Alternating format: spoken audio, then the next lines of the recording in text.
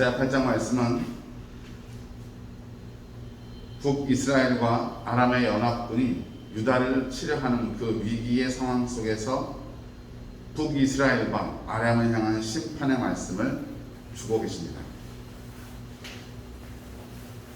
하나님께서는 이사야에게 자신의 아들의 이름을 마할랄 하스바스, 이게 네 단어로 되어 있거든요. 마헬 샬랄 하스바스, 속히 그 노량물을 빼앗기게 될 것이다, 이런 의미인데, 시리아라고 하죠. 아람의 대표 성읍인 다메스커스를 이야기하면서 다메섹의 재물과 시리아의 노량물이 그 외에 있는 아시리아의 왕 앞으로 옮겨질 것이다 말씀하고 있는 것입니다. 성경은 아수르와 그 왕의 세력을 흉용한 큰 하수로 표현하면서 그것이 그들을 덮칠 것을 말씀하고 있는데요. 그러면서도 그 아시리아에 대한 심판의 말씀도 이어서 우리에게 선언하고 계십니다. 아수르의 위세가 대단합니다. 그리고 그 기세를 꺾을 나라들이 없는 것 같이 보이죠. 그러나 그 민족들이 함성을 질러도 끝내 패망하고, 허리를 동여도 패망하고, 허리를 떼어도 결국은 패망할 것이라고 말씀하고 있습니다.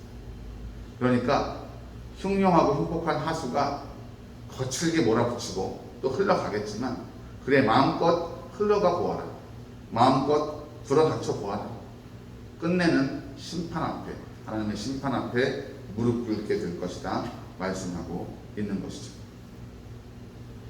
실제로 역사적으로도 보면 이스라엘과 아람의 연합군은 아수르에 의해서 패퇴합니다.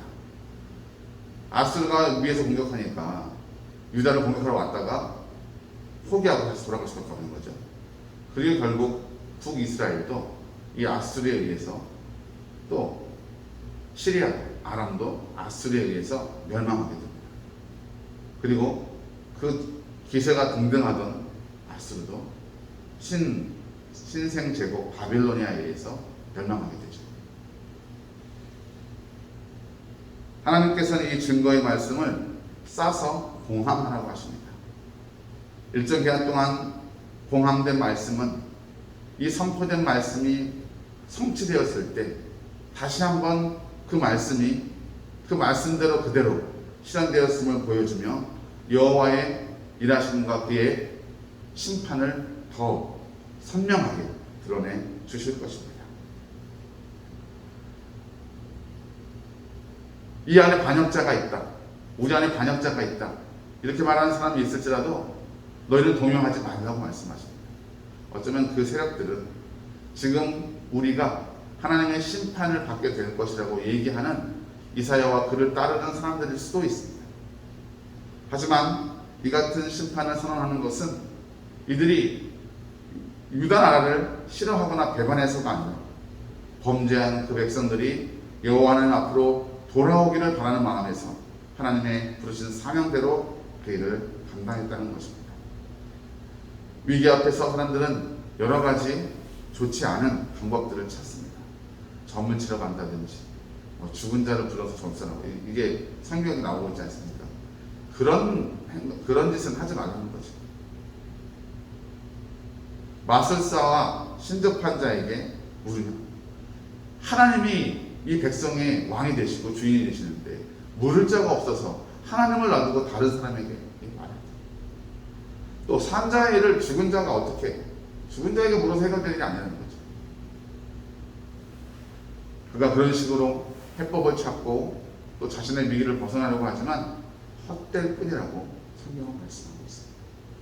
하나님의 심판 앞에서 우리가 구원받고 새로워질 수 있는 방법은 오직 그에게로 돌아가고 회개하고 그의 사랑 안으로 돌이키는 것입니다. 사랑하는 성도 여러분, 여러분도 오늘 하루 살아가면서 어려움과 고통 가운데 있을 수도 있고, 지금 현실이 또는 그런 이웃과 형제와 자매들을 볼 수도 있겠지만 우리 하나님께서 늘 함께 하시고 우리를 인도해 주실 줄 믿고 믿음 안에 오늘도 승리하시는 복된 성도들 되시길 주의 이름으로 축복합니다. 기도하겠습니다. 하나님, 오늘 주의 말씀으로 소망을 얻게 하여 주옵소서. 자기의 힘을 과시했던 나라들이 결국은 더 큰 나라에게 무릎 꿇고 영원할 것 같던 그 권력도 빼앗기고 사라지게 된다는 것을 기억하게 하시고, 오직 영원하신 우리 하나님, 이 땅의 사슬과 주술에서 벗어나 영원하신 우리 하나님께 나아가는 복된 인생 되게 하여 주시옵소서. 예수님의 이름으로 간절히 기도드리옵나이다. 아멘.